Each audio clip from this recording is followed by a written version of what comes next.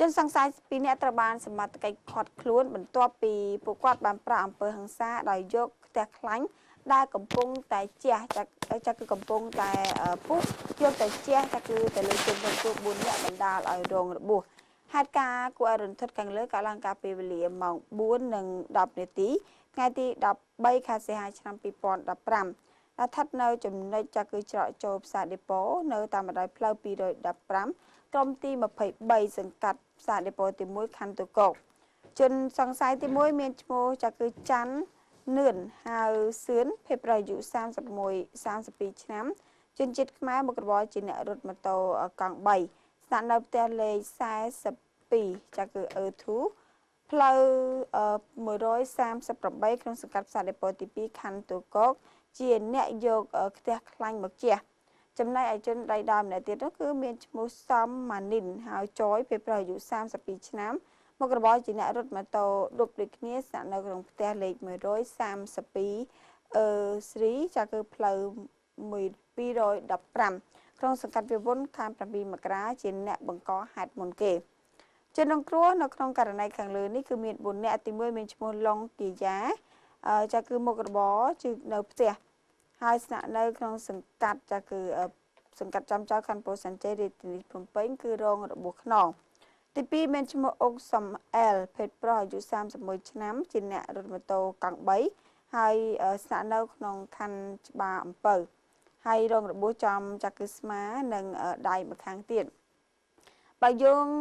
ទៅតាមចម្លើយពីសមាជិកចាក់គឺប្រពន្ធប្រមានពីសមាជិកបានឲ្យដឹងថា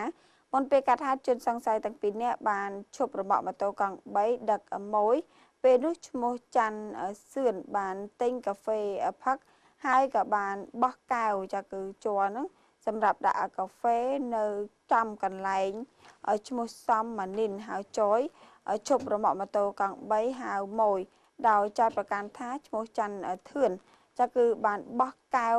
រំលងក្បាលរបស់ខ្លួនហើយអ្នកទាំងពីរបានទាស់ពាក្យសម្ដីគ្នានៅពេលនោះឈ្មោះសំម៉ានីលចាគឺហៅចយរួមជាមួយនឹង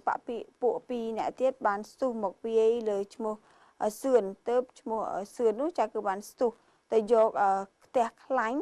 គេកំពុងតែជៀននំនៅក្បែរនោះជះទៅលើជនរងគ្រោះទាំង3អ្នកខាងលើចាគឺបណ្ដាលឲ្យរងរបួសជាទម្ងន់បច្ចុប្បន្នជនចាគឺដៃដល់ទាំង2អ្នកខាងលើនេះចាគឺកំពុងតែបញ្ជូនទៅកាន់អធិការដ្ឋាននគរបាលខណ្ឌទូកក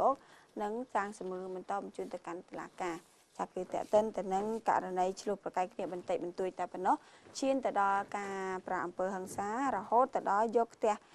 ខ្លាញ់ដែលកំពុងតែពុះណានៅចិត្តនឹងគេកំពុងតែជិននំនឹងយកទៅជះលើជនរងគ្រោះបណ្ដាឲ្យរងរបួសជាទម្ងន់បាទមិនធម្មតាទេរបួសនេះធ្ងន់ធ្ងរដែរចាបាទហើយត្រូវតែផ្ដន់ទោសតាមច្បាប់ហើយធ្វើទង្វើបែបហ្នឹងគឺជាទង្វើសាហាវមួយដែរចាវាមិនខុសអំពីការជះទឹកអាស៊ីតទេយើងមើលទៅស្ថានភាពហ្នឹងណាបាទធ្ងន់ធ្ងររលាករលួយពេញរាងកាយពួកគាត់ជាជនរងគ្រោះបើរឿងទំនាស់បន្តិចបន្តួចមិនគួរណាឈានដល់កម្រិតហ្នឹងទេបាទហើយដែលប្រព្រឹត្តទៅអញ្ចឹងគឺអត់សូវបានគិតគូរចង់ឈ្នះតែមួយផ្លែតប៉ុន្តែ